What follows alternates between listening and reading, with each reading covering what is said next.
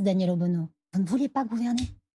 Ah si, bien sûr, et nous sommes tout à fait prêts et prêtes à gouverner. Nous Sans avons discuter? un budget que nous avons réussi à faire passer en partie, et si Monsieur Macron avait daigné respecter le vote des Français et des Françaises, dès l'été, nous aurions pu, avec nos partenaires du Nouveau Front Populaire, mettre en place des mesures pour répondre aux besoins des Français et des Ça n'a pas Françaises. été fait. Est-ce qu'il ne faut pas tourner la page et avancer? Et résultat, le gouvernement qui était censé avoir une majorité est tombé par un vote de censure. Et en vérité, en tombant, il montre que le problème fondamental, c'est bien Emmanuel Macron et le fait que là, il va appeler toutes ses forces politiques, mais pourquoi faire?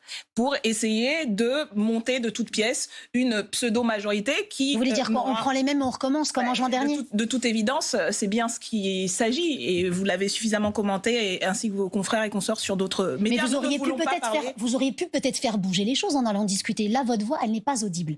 Mais écoutez, nous, je crois que notre voix, elle est très audible des Français et des Françaises qui en ont assez des tambouilles, et nous ne voulons avoir rien à faire avec quoi que ce soit qui remette en cause le mandat sur lequel nous avons été. Excusez-moi, mais ça fait juste 6 mois qu'il y a eu des élections. Les Français et les Françaises sont allés par millions voter à un niveau jamais vu. Mais spoiler, vous n'avez pas eu de majorité. Hein. Nous avons été...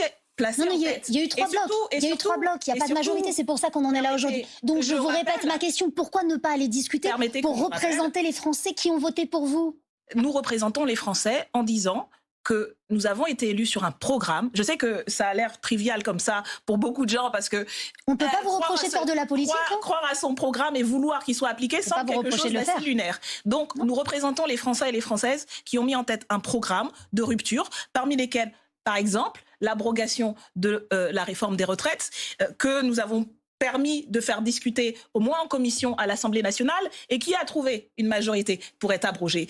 Parmi lesquels l'augmentation du SMIC, parmi lesquels le refinancement des services publics, et c'est là-dessus que nous voulons, nous, travailler. Je ne crois pas que M. Macron, quelles que soient les formules qu'il envisage, et l'avoir entendu à l'allocution qu'il a donnée il y a quelques jours, c'était quand même assez clair. Vous parlez de la responsabilité? Exactement, un niveau d'arrogance complètement, pour le coup, lunaire, et un refus d'assumer ses responsabilités. Il y a la question...